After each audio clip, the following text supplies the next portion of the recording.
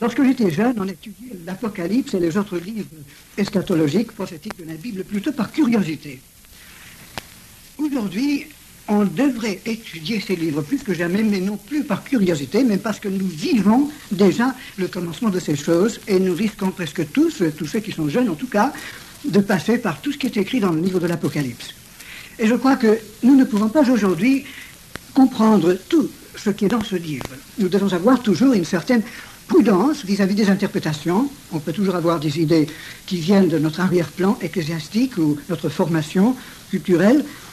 Et il faut avoir un esprit ouvert pour que Dieu nous éclaire et nous débarrasse toujours de tout ce qui pourrait entraver la révélation de la vérité de Christ. Et pour cela, nous dépendons absolument du Saint-Esprit.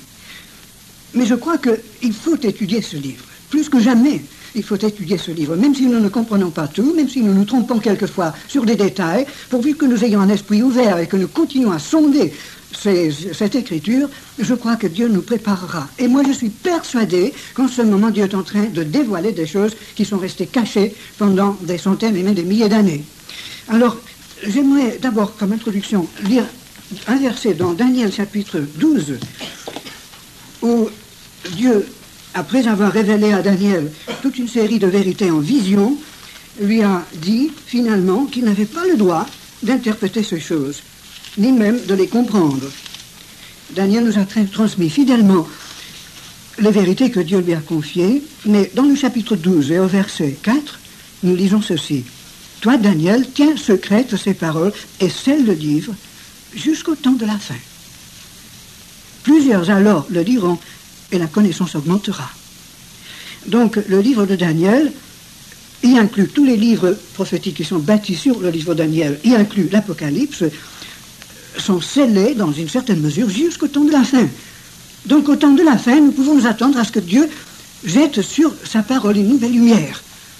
Et moi, je suis persuadé que depuis une trentaine d'années surtout, Dieu jette beaucoup de nouvelles lumières sur la Bible, et malheureusement, dans les églises, dans les écoles, dans les milieux chrétiens, on étudie peut-être moins que jamais le sujet du retour de Christ et de la fin des temps. Ce n'est pas étonnant parce que le diable, il me semble, veut à tout prix que l'Église soit prise au piège et qu'une bonne partie de l'Église dorme et ne soit pas debout au retour du Christ et puisse même passer de l'autre côté de la barrière pour devenir la persécutrice de ceux qui ne cèdent rien au diable et qui veulent rester absolument fidèles à la parole de Dieu. Jésus-Christ nous a mis en garde contre ces choses. L'apôtre Paul, l'apôtre Jean, l'apôtre Pierre aussi nous ont mis en garde contre ce danger dans les temps de la fin. Nous avons besoin d'avoir les yeux ouverts. Et si aujourd'hui Dieu est prêt à révéler certaines choses qui nous sont restées cachées depuis des siècles et même des milléniums, eh bien nous sommes d'autant plus responsables vis-à-vis de cette parole de Dieu. Nous n'avons pas le droit d'être ignorants aujourd'hui. Nous n'avons pas le droit d'être pris au piège. Nous devons absolument connaître la vérité. Maintenant, entre la connaissance du texte de la Bible et l'interprétation du texte, il y a une assez grande distance. Nous ne pouvons pas toujours bien interpréter le texte, mais il faut connaître le texte. Et c'est pour cela que je dis répétitivement, d'année en année, de mois en mois, partout où je vais, que plus que jamais, nous avons besoin tous de lire la Bible en entier, d'un bout à l'autre, répétitivement, toute notre vie. Vous savez, je crois la plupart d'entre vous, que ce qui m'a donné un message de la part de Dieu, c'est le fait que lorsque j'étais encore relativement jeune, Dieu m'a mis à cœur de faire cela, de lire la Bible en entier, d'un bout à l'autre, les deux testaments parallèlement, chaque année. Et les premières années, je ne comprenais pas grand-chose. Mais chaque année, Dieu a expliqué la Bible par la Bible. Tout est devenu de plus en plus une vérité organique, entière, une unité fantastique, comme une seule lumière blanche que Dieu jette sur les questions de la vie et de la mort de nos jours. Et moi, je suis persuadé que si tous, nous n'acceptons pas la discipline de lire toute la parole de Dieu, de la manière la plus intelligente et sérieuse et conséquente possible, c'est-à-dire si nous ne nous mettons pas entièrement à la portée de l'Esprit de Dieu pour nous éclairer, nous ne pouvons pas espérer comprendre vraiment les choses qui se passent dans le monde aujourd'hui et qui vont se passer dans les temps qui viennent. Donc la toute première chose à retenir, c'est cette nécessité absolue de connaître tout le texte de la Bible. Et c'est dans la mesure où nous connaissons le texte de la Bible que le Saint-Esprit peut interpréter la Bible, parce que la Bible s'interprète par la Bible. Ce ne sont pas les commentaires, ni les théologiens qui nous interprètent la Bible, c'est la Bible qui s'interprète elle-même. C'est l'Esprit de Dieu qui se sert de la parole de Dieu pour les bases historiques de l'Évangile dans les premiers versets, dans son introduction, chapitre 1er, verset 1. versets 1 à 5, que vous pouvez étudier vous-même.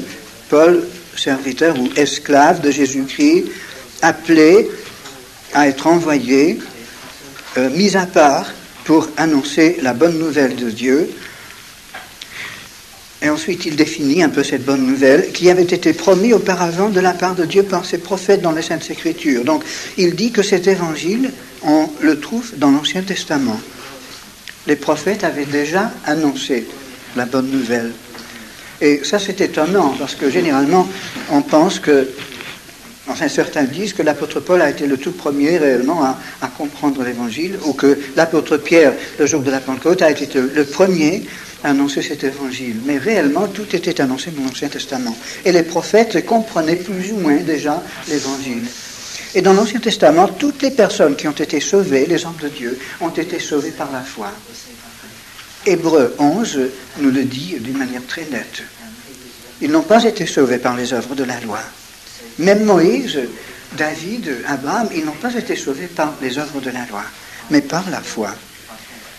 Alors les prophètes de l'Ancien Testament comprenaient très bien l'Évangile. Ils ne connaissaient pas tout ce que nous savons sur Jésus-Christ. Donc pour eux, l'Évangile était un peu obscurci tout de même, mais ils voyaient l'essentiel, la foi au Messie, la foi en Christ. Et la foi en un Christ qui, à la fois, devait mourir comme expiation pour les péchés du monde et qui devait quand même ressusciter et triompher du diable et apporter le royaume de Dieu. Les prophètes voyaient très clair ces deux choses, mais ils ne savaient pas comment les mettre ensemble, comment résoudre le dilemme de ces deux vérités apparemment contradictoires. Tous les prophètes de l'Ancien Testament bataillaient dans leur esprit autour de ces deux vérités concernant le Christ. Mais tous, ils les comprenaient, ces deux vérités. Ils les acceptaient par la foi. Alors l'Évangile était quand même connu à l'Ancien Testament. Et ensuite, verset 3, l'Évangile qui concerne son Fils, né de la postérité de David selon la chair, est déclaré ou prouvé Fils de Dieu avec puissance selon l'Esprit de sainteté par sa résurrection. Donc, Jésus est né de David, tout le monde le savait, il était descendu de David, et la résurrection de Jésus prouvait sa divinité. Selon la chair, donc humainement, c'était un descendant de David, mais sa résurrection prouvait qu'il était aussi Fils de Dieu. Et Jésus-Christ, notre Seigneur, par qui nous avons reçu grâce et apostolat pour amener en son nom à l'obéissance de la foi tous les païens, toutes les nations. Le mot païen, en grec, c'est le même mot que notre mot nation. Alors que chaque fois que vous voyez païen dans la Bible, vous pouvez le traduire par nation. Alors, de cet évangile, versets 16 et 17, Paul dit ceci. C'est une puissance, ou c'est la puissance de Dieu pour le salut de quiconque croit. Le mot salut dans la Bible veut dire la délivrance. Et il est employé dans plusieurs sens. Généralement, lorsque nous parlons de salut, nous voulons dire la nouvelle naissance. Mais le mot salut dans la Bible est beaucoup plus compréhensif que cela. Cela inclut la nouvelle naissance, le pardon de nos péchés, mais cela comprend également la marche du chrétien, la vie de tous les jours, la délivrance de la puissance du péché, la délivrance de la persécution, des tribulations, et finalement la délivrance définitive lorsque Christ viendra pour nous ressusciter. Tout cela est inclus dans le salut, dans la Bible. Et lorsque les apôtres parlent de salut, ils veulent dire quelquefois le salut initial, quelquefois le salut au retour de Christ, et quelquefois le salut quotidien. Alors, il est utile de distinguer entre ces trois aspects donc, du salut ou de la délivrance. Premièrement, l'aspect passé. Le jour de notre nouvelle naissance, nous sommes sauvés définitivement. Nous sommes sauvés du châtiment du péché. Nous sommes sauvés de la condamnation. Et on n'a jamais besoin de revenir là-dessus.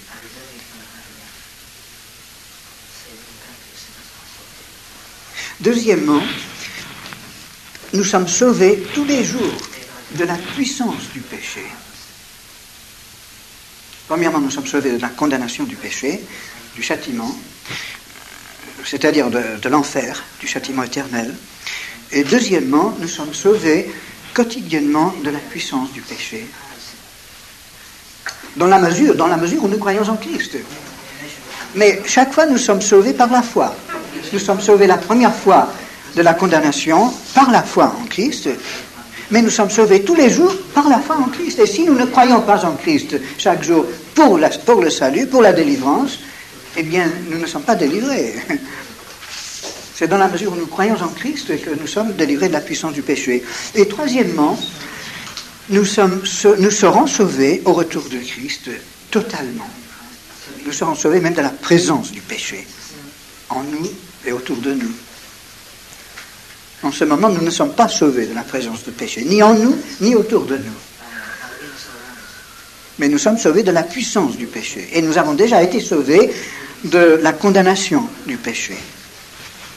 Alors, si on garde clair dans son esprit ces trois aspects du salut, on ne risque pas de tomber dans l'incertitude concernant la sécurité de notre âme, n'est-ce pas? Le salut quotidien n'a rien à voir avec la sécurité de notre âme. Notre sécurité dépend du salut déjà acquis. Mais notre bonheur quotidien dépend de la manière dont chaque jour nous réalisons la puissance de Christ pour nous sauver du pouvoir du péché. Alors, dans le verset 18 jusqu'à la fin du chapitre, nous avons un paragraphe très, très profond et détaillé où Paul décrit la nature de l'homme avant sa conversion, l'homme naturel, la nature de l'homme naturel.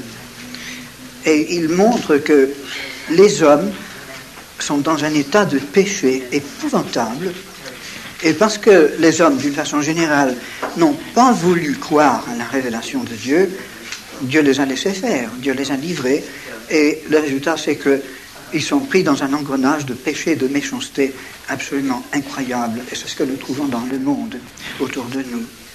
Et Paul dit que la colère de Dieu se révèle donc contre l'homme du fait que l'homme est injuste. Il dit au verset 18, 19 et 20, et même 21, que l'homme est inexcusable parce qu'il a une révélation de Dieu sous les yeux, la révélation dans la nature. Généralement, cette révélation ne suffit pas pour sauver une âme. Mais ce n'est pas parce que la révélation de Dieu dans la nature soit insuffisante, c'est parce que l'homme, dans son état de péché, est aveugle et ne voit pas clair. Non seulement il naît dans le péché, il naît aveugle spirituellement, mais depuis tout petit, on déforme son esprit, son intelligence, par les choses qu'on lui enseigne et par l'exemple qu'on lui donne. Par exemple, à un petit musulman, on lui dit « tu peux mentir toujours à un Français, parce que le Français ne croit pas en Mahomet, et tu fais la volonté de Dieu. Tu peux toujours mentir quand tu veux faire une affaire, tu peux toujours mentir à une femme, tu peux toujours mentir si ta vie est en danger, etc. » Alors, le musulman, depuis tout petit, il croit que le mensonge, c'est la volonté de Dieu dans certaines circonstances, d'ailleurs des circonstances qui couvrent presque toutes les exigences de la vie. Donc le musulman, automatiquement, depuis tout petit, il est incapable de voir clair ou de dire la vérité. Et quand vous lui dites quelque chose, il ne vous croit pas. Absolument pas. Et il peut vous regarder dans les yeux et dire au nom de Dieu, au nom d'Allah, c'est comme ça. Mais c'est absolument faux. Il vous regarde dans les yeux et avec une toute bonne conscience, il vous dit ça, n'est-ce pas? Il fait la volonté de Dieu en vous disant ce mensonge. Alors, quand on voit à quel point les gens sont déformés depuis tout petit, et ce n'est pas seulement chez l'islam, mais c'est aussi chez les catholiques et les protestants et les communistes et les bouddhistes, c'est partout. Pareil, dans le monde, on déforme l'esprit des enfants depuis tout petit, de manière à ce que la révélation de Dieu dans la nature est encore plus obscurcie pour eux.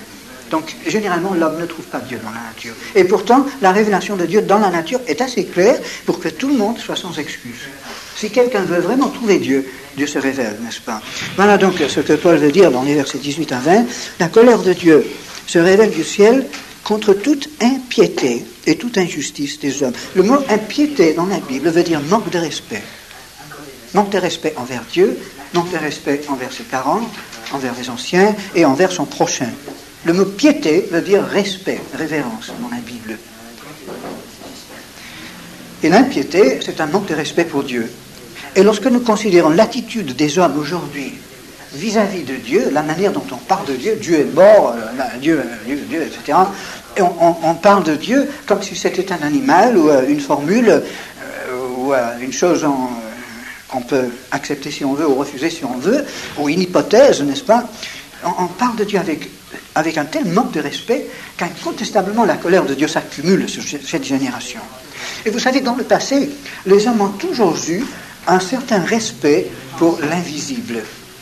Les gens ont toujours, depuis le commencement du monde, les hommes ont toujours craint quelque chose. Ils ont toujours, même s'ils adoraient des démons et de faux dieux, une fausse conception de Dieu, au moins ils avaient un certain respect pour une autorité supérieure. Mais maintenant, les hommes n'ont aucun respect. Et jamais depuis avant le déluge, on a vu cela dans le monde. C'est la première fois. Et quand on voit, par exemple, tous les régimes communistes qui gouvernent le tiers ou la moitié du monde aujourd'hui, et tout l'esprit athée et communiste, marxiste qui imprègne même l'Occident, on a peur. Parce que nous nous approchons des mêmes conditions qui existaient avant le déluge et qui ont précipité la colère de Dieu sur le monde entier. Et Jésus nous indique qu'avant son retour, il en serait comme avant le déluge, comme au temps de Noé. Et actuellement, toutes les conditions qu'on trouve dans le monde autour de nous sont exactement les mêmes qu'on trouvait avant le déluge du temps de Noé. Dans la Genèse, il nous est donné à peu près 10 caractéristiques des temps avant le déluge, des temps de Noé. Et nous voyons la même chose aujourd'hui dans le monde. Alors, c'est encore une preuve que le retour de Christ n'est pas loin, n'est-ce pas? Et la colère de Dieu donc se montre contre toute impiété, contre tout respect. Et effectivement, ce n'est pas seulement contre Dieu que les hommes manquent de respect aujourd'hui, mais c'est contre toute autorité. Les jeunes n'ont aucun respect pour les vieux maintenant, pour les parents. Et on n'a pas de respect pour son prochain, on n'a pas de respect pour les autorités. La Bible nous dit que les autorités sont quand même établies par Dieu. C'est Dieu qui permet que Pompidou soit au pouvoir, et même que le Kremlin soit au pouvoir. Dieu n'approuve pas ce que font ces gouvernements la plupart du temps, mais Dieu leur permet cette autorité. Et si Dieu ne conteste pas cette autorité, eh bien nous devons quand même avoir un respect pour cette autorité. Même si nous désapprouvons, nous pouvons protester, nous pouvons dire les quatre vérités si nous voulons, mais avec un certain respect quand même. Mais c'est ce manque de respect qui est si troublant aujourd'hui. Et puis toute injustice des hommes. Le mot injustice veut dire tout simplement tout ce qui n'est pas juste.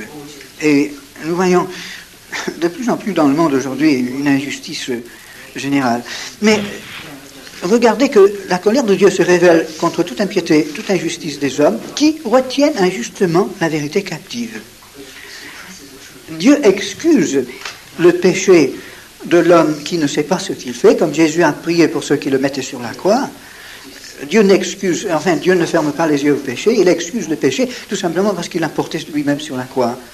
Mais lorsque les hommes sont conscients de ce qu'ils font, lorsqu'ils ont la possibilité de connaître la vérité, mais ils refusent, ils ferment les yeux à la vérité, alors là, la colère de Dieu se manifeste. Et la colère de Dieu se manifeste surtout contre les générations qui ont eu la possibilité de connaître la vérité et qui en abusent. Et naturellement, plus le monde est évangélisé, plus le monde devient responsable devant Dieu. Et plus les hommes rejettent l'évangile, plus le monde devient responsable. Et versets 19 et 20, car ce qu'on peut connaître de Dieu est manifeste, ça veut dire clair pour eux. Dieu le leur ayant fait connaître. En effet, les perfections invisibles de Dieu, sa puissance éternelle et sa divinité se voient comme à l'œil depuis la création du monde quand on les considère dans ses ouvrages. Ils sont donc inexcusables puisque, ayant connu Dieu, ils ne l'ont point glorifié comme Dieu. Et cela est vrai pour toutes les nations. À l'origine, toutes les nations connaissaient Dieu, n'est-ce pas? Les nations qui sont descendues de Noé avaient toutes primitivement la connaissance de Dieu.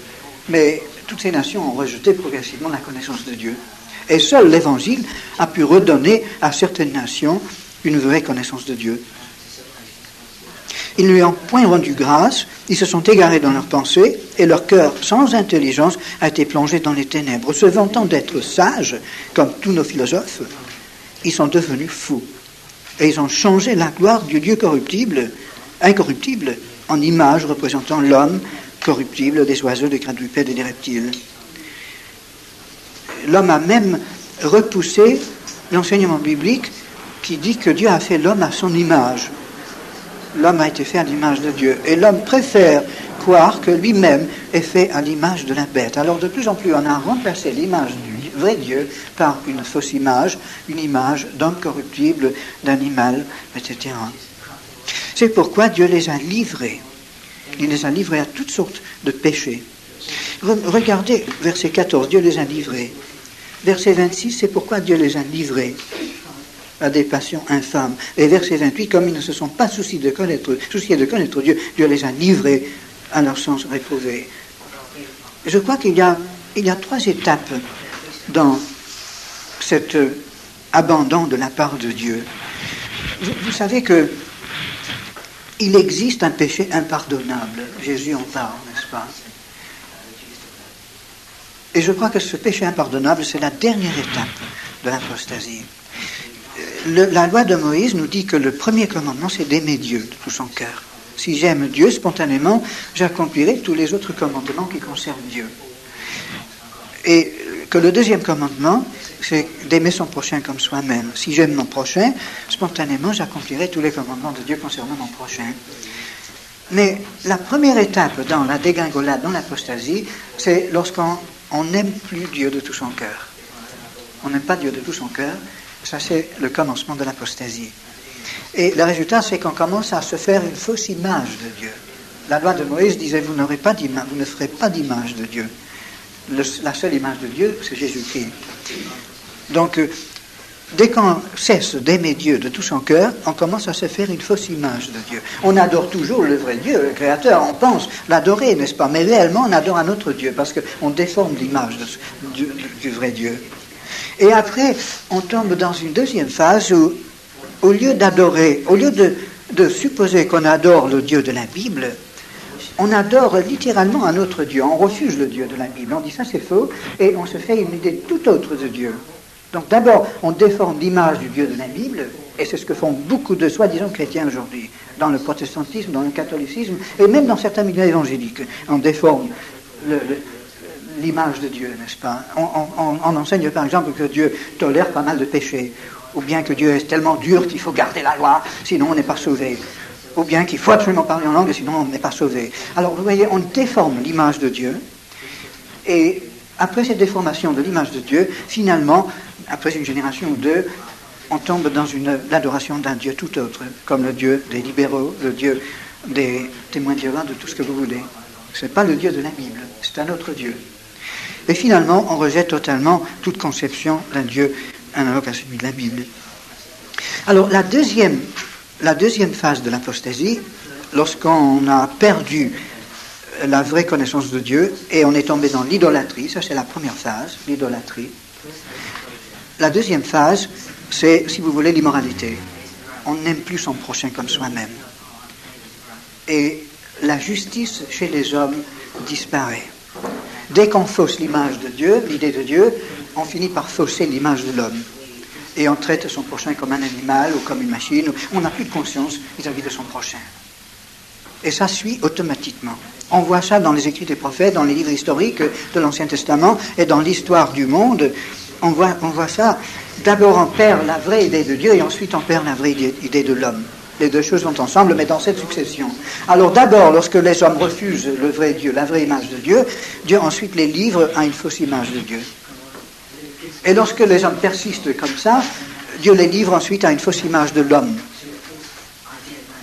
Et lorsque l'homme refuse de se repentir, finalement Dieu les livre définitivement et il ferme la porte de son côté. Il dit, bon, vous avez fermé la porte à la vérité, eh bien de mon côté aussi la porte est fermée. Et là, c'est le péché impardonnable. C'est ce que les Juifs ont fait du temps de Jésus-Christ, n'est-ce pas? C'est ce que les Juifs ont fait du temps de Jérémie, c'est ce que les Juifs ont fait avec Moïse dans le désert, et c'est ce que beaucoup d'églises et de mouvements spirituels ont fait aussi.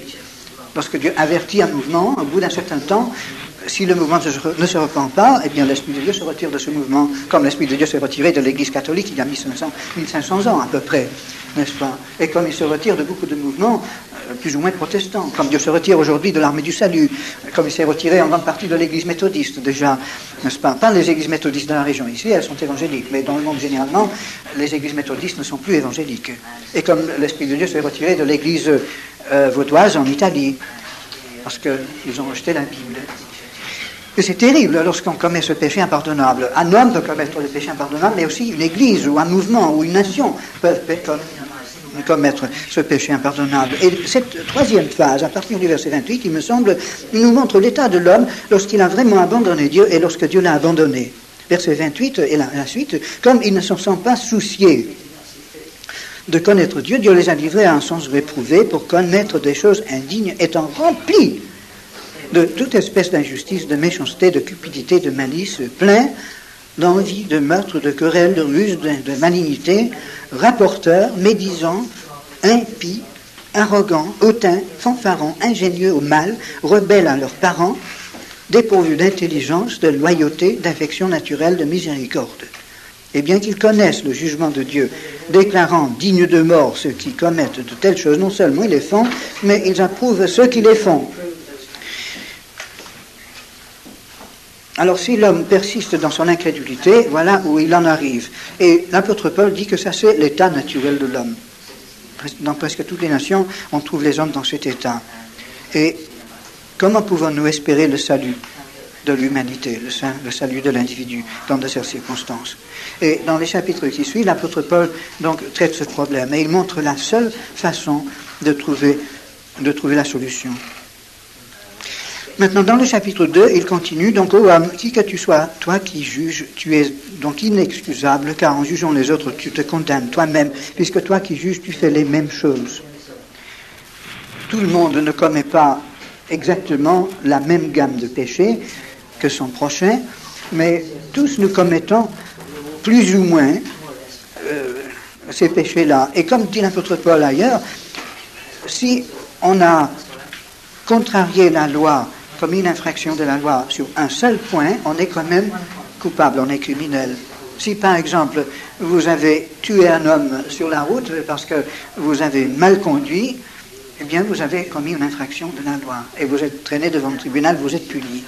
Vous avez beau dire, eh bien je n'ai pas tué mon père et puis j'ai pas fait ceci, j'ai pas fait cela, j'ai pas commis d'escroquerie dans mes impôts. On a beau vouloir se justifier, la loi nous dit, pour nous, ce qui importe, c'est que vous avez commis une infraction contre la loi sur ce point-là. Donc, vous êtes condamné, n'est-ce pas? Et on a beau se justifier en se comparant avec son prochain, en disant, eh bien, moi, j'ai pas fait ce que le boulanger a fait, j'ai pas fait ce que le maire a fait, mais tous nous sommes inexcusables. Alors, si je condamne le maire et le boulanger parce qu'ils ont fait telle et telle chose, je me condamne moi-même parce que si je n'ai pas fait exactement les mêmes choses, quand même, j'ai commis des infractions contre la loi de Dieu. Alors, si j'ai cet esprit d'accusation, de condamnation, automatiquement, je me condamne moi-même. D'ailleurs, on a bien signalé que quand on indique quelqu'un de l'index pour le transpercer, pour l'accuser, il y a toujours 3 doigts qui nous indiquent, n'est-ce pas? Alors, quand on voit un mal chez quelqu'un d'autre, disons-nous bien que Dieu voit au moins 3 choses chez nous qui clochent. Et en accusant quelqu'un, on s'accuse soi-même, n'est-ce pas? Voilà ce que dit Paul. Et il dit au verset 2 et la suite, donc, puisque tu juges, tu te condamnes toi-même, et nous savons en effet que le jugement de Dieu contre ceux qui commettent de telles choses est selon la vérité. Et penses-tu aux hommes qui jugent ceux qui commettent de telles choses et qui les fait que tu échapperas au jugement de Dieu? Ou méprises-tu les richesses de sa bonté, sa patience et sa longanimité, ne reconnaissant pas que la bonté de Dieu te pousse à la repentance, mais par ton endurcissement et par ton cœur impénitent, tu amasses un trésor de colère pour le jour de la colère et la manifestation du juste jugement de Dieu, qui rendra à chacun selon ses œuvres. Maintenant, ça c'est un principe biblique dans les 2 testaments, que Dieu juge selon les œuvres. La Bible nous dit qu'il juge Israël selon ses œuvres, qu'il juge les inconvertis selon ses œuvres et qu'il juge également le chrétien selon ses œuvres. Et je crois que cette expression nous met devant un grand problème pour beaucoup de chrétiens, de jeunes chrétiens surtout. Parce que si nous sommes jugés selon nos œuvres, comment pouvons-nous avoir la conscience tranquille?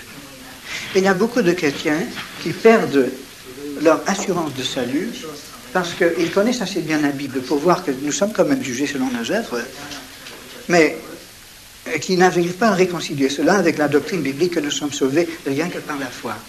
Alors comment résoudre ce problème? Et avant d'aller plus loin, j'aimerais vous poser la question, est-ce que pour vous, cela est un problème? Si ce n'est pas un problème, on peut passer à côté et aller plus loin. Mais que Dieu rendra à chacun selon ses œuvres. Et avant d'aller plus loin, j'aimerais voir avec vous un verset dans l'Apocalypse 20, où il est parlé de l'enfer, à la fin de l'Apocalypse 20, versets 12 à 15. Je vis les morts, grands et petits, qui se tenaient devant le trône, et des livres furent ouverts. Et un autre livre fut ouvert, celui qui est le livre de vie. Et les morts furent jugés selon leurs œuvres, d'après ce qui était écrit dans ces livres. Donc il y a des livres ouverts au jour du jugement. Il y a d'abord le livre de vie, de l'agneau, évidemment, c'est-à-dire le livre de la mémoire de Dieu, qui se souvient de tous ceux qui lui appartiennent, qui contient les noms de tous les rachetés. Mais il y a d'autres livres qui sont ouverts. Et ces livres sont certainement le livre de la loi de Dieu, le livre de notre mémoire, à chacun. Toute notre vie est enregistrée comme sur une sorte de bande magnétique. Et s'il le faut, tout cela est passé en revue. Si nous ne sommes pas jugés déjà sur cette terre, eh bien, nous serons jugés. Et nous sommes jugés chacun selon la bande magnétique, en quelque sorte. Ce qui est enregistré dans la mémoire de Dieu et ce que notre mémoire aussi reconnaît comme étant vrai. C'est lui. Viens t'asseoir.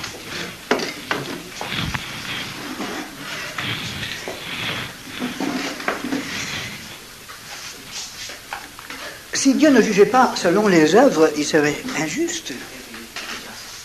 Si Dieu ne tenait pas compte de la vie de chacun, des actions de chacun, il serait juste.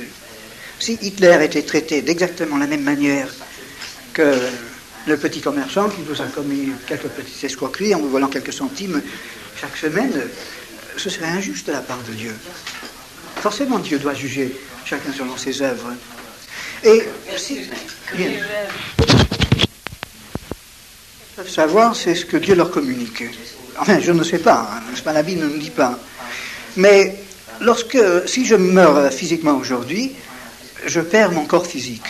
Et le seul contact que j'ai avec le monde physique autour de moi, c'est au travers de mes sens physiques. Lorsque je n'aurai plus Dieu, ni d'oreille, ni de main, ni de cerveau, ni de système nerveux, ma conscience intérieure, la conscience de mon âme, ma personnalité intérieure, n'est-ce pas, ne pourra plus entrer en communication avec le monde.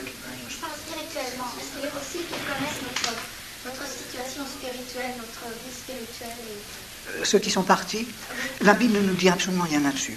Il est possible que ces âmes sachent quelque chose. Nous savons une chose, c'est que ces âmes sont 100% conscientes de Dieu, n'est-ce pas? Elles ont peut-être perdu conscience de ce monde, en attendant que Dieu les ressuscite, mais elles sont conscientes de Dieu. D'ailleurs, il vaut peut-être mieux comme ça, parce que ce serait terrible si ces âmes savaient ce qui se passait sur la terre. Et je crois, la Bible nous dit que ces âmes sont en repos. Alors quand on est en repos, on dort. Et je crois que la mort du chrétien, et comme la Bible le dit à plusieurs reprises, c'est un sommeil. Quand on est endormi, on n'est plus conscient de son environnement. S'il y a un bandit qui arrive dans la pièce, eh bien vous en êtes tout à fait inconscient. Mais par contre, quand on est endormi, on est toujours en vie et on est quand même conscient. On rêve, n'est-ce pas?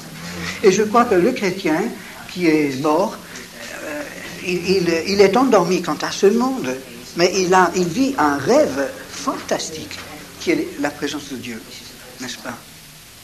Et ce rêve est réel pour lui. Lorsque quelqu'un est endormi et rêve, le rêve de cette personne n'a peut-être pas de valeur pour nous, mais pour la personne qui rêve, la rêve c'est son existence, n'est-ce pas? C'est ce qui compte pour cette personne. Alors le chrétien endormi, en quelque sorte, il rêve, il est dans la présence de Dieu. Il a une conscience, mais qui n'a aucun rapport avec ce monde actuel, n'est-ce pas? Je crois. Naturellement, il a la conscience de lui-même. Il est conscient de son état. Il sait très bien où il en est. Je ne sais pas à quel point il se souvient des choses de la Terre. Évidemment, tout ce que nous savons est enregistré dans les cellules de notre cerveau, la connaissance intellectuelle, et à la mort, évidemment, nous perdons tout cela. Mais ce qui reste, c'est la manière dont tout cela a marqué notre esprit, notre âme. Alors, même si vous avez une immense connaissance biblique, vous ne pouvez pas nécessairement transposer cela dans l'au-delà. Je connais des personnes, et je sais que je risque maintenant de plus en plus de tomber là-dedans, puisque, comme j'évangélise si peu, et je suis toujours en train de faire des études bibliques pour les chrétiens, je risque de tomber dans l'intellectualisme, n'est-ce pas? Et j'acquiers de plus en plus de connaissances bibliques, et sur toutes sortes de sujets. Mais le jour de ma mort, je perdrai tout ça. Tout ce qui me restera, ce sera ma connaissance de Dieu. Et si mes connaissances intellectuelles de la Bible n'ont pas servi pour approfondir ma vie de prière et ma connaissance personnelle de Dieu, eh bien tout ça c'est perdu, c'est de la paille. Et dans mon enseignement biblique, ça devient même dangereux, puisque c'est simplement intellectuel. Tout ce qui compte réellement, c'est l'action de l'Esprit de Dieu, n'est-ce pas? Et c'est dans la mesure où l'Esprit de Dieu développe notre âme, et développe notre connaissance spirituelle de Dieu, que nous grandissons spirituellement, n'est-ce pas? Tout le reste, c'est de la paille, en quelque sorte. C'est utile si l'Esprit de Dieu le traduit en matière spirituelle, n'est-ce pas?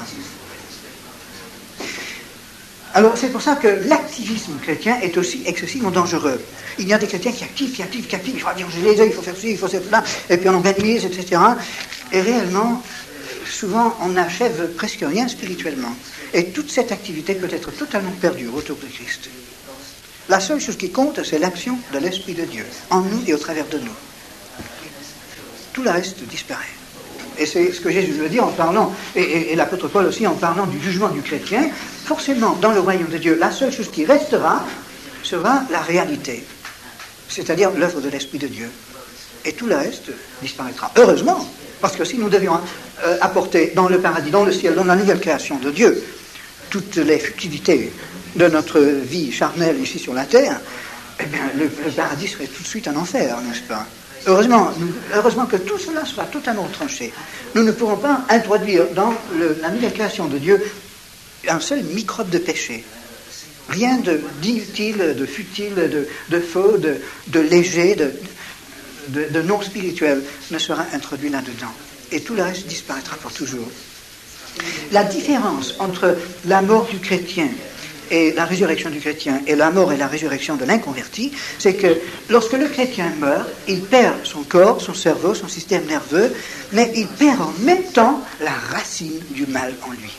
Il perd son ancienne personnalité. Pour toujours. Et Dieu dit que notre ancienne personnalité est morte. Alors le jour de notre mort physique, nous perdons définitivement l'ancienne personnalité. Le vieux Ralph Chalice, il n'existe plus. La mort de Christ sur la croix a acquis pour moi cet anéantissement de ma vieille personnalité.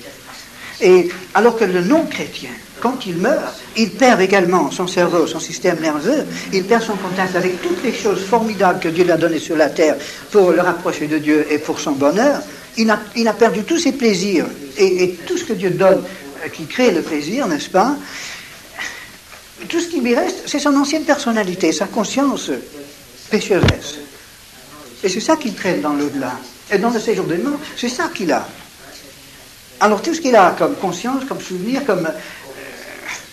comme existence, c'est simplement cet état de péché.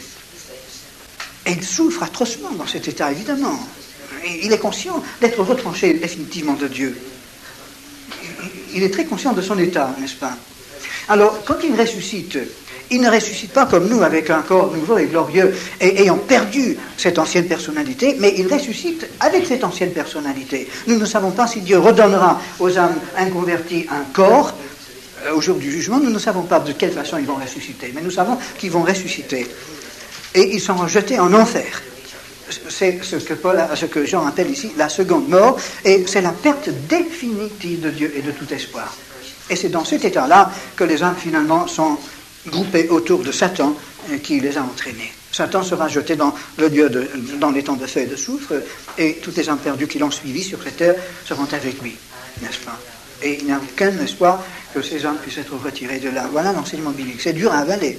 Moi, j'avoue qu'avec ma raison, je n'arrive pas à croire à une chose pareille. Mais la Bible ne nous donne aucun espoir pour ceux qui sont perdus. C'est la raison de notre évangélisation. C'est la seule, d'ailleurs. Parce que si cette chose n'est pas vraie, alors nous sommes les plus bêtes des hommes de perdre notre temps à évangéliser.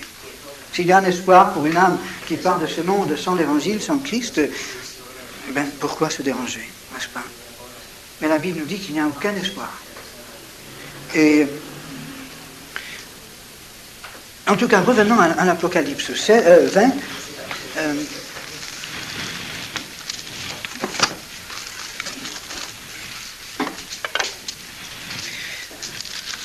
Nous parlons donc toujours des inconvertis au jour du jugement, après la disparition de cet univers. Versets 14 et 15, la mort et le séjour des morts furent jetés dans les temps de feu. C'est la seconde mort, les temps de feu. Quiconque n'a pas trouvé écrit dans le livre de vie fut jeté dans les temps de feu.